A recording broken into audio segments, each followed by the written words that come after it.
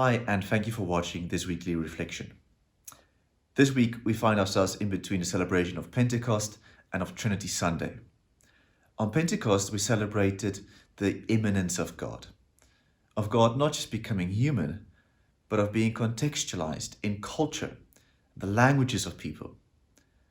But on Trinity Sunday, we celebrate the mystery of the Godhead, which to this very day theologians struggle to explain. We also commemorate the lives of 4 different groups of martyrs. We commemorate the life of Justin Martyr, who, being part of the early church, offered a philosophical, intellectual, and rational approach to believing in Jesus Christ.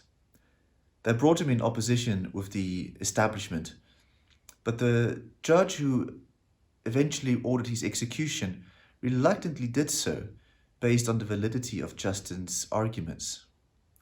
We celebrate the life of the martyrs of Lyon, a French group of Christians who were persecuted simply because of the way they lived.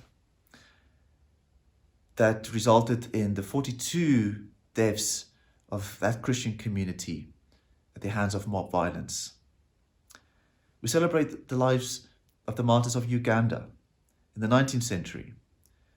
It started with the Kabaka fearing to lose power at the rise of the Christian movement, ordered the killing of 3 Ugandan boys that initiated a period of persecution, eventually resulting in the death of the Bishop of Uganda, James Hannington. The irony is that the people of Uganda became so disillusioned with the senseless violence and murder that they disposed of the Kabaka, bringing true his own fears.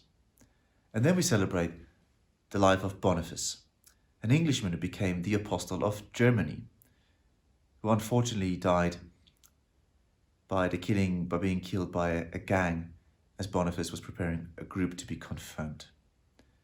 What does their lives demonstrate to us in between the celebration of Pentecost and Trinity Sunday? In Hebrews chapter 11, the writer speaks about the heroes of the faith trusting in God. And thanks to that, some won battles, whilst others died. The amazing thing is that they kept their trust in God.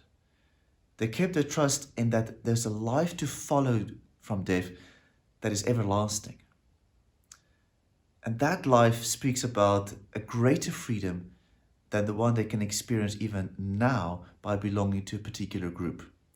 Jesus speaks about this in the 15th chapter of the Gospel of John, when he says that it's about belonging. It's about the group, the community that you belong to.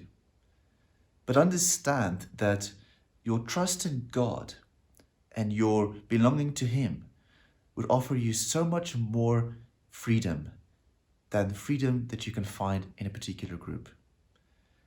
And that should give us a directive as to how do we take a particular moral stance. These people did not die because they were evil. They died because there was a strive for a freedom of conscience, because they fought for justice, freedom of religion, a freedom that goes beyond one particular group, a freedom that is eternal, a freedom that is universal.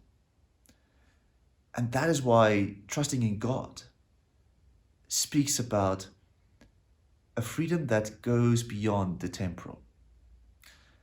As we think about events in our world just the last 2 weeks, the death of George Floyd in America that brought about mass protests and reaffirmed again that Black lives matter. In our own country, the courts decided and gave the verdict that the national state of disaster contains very much elements of being unconstitutional. As we try to make sense of the times in which we live, trusting in God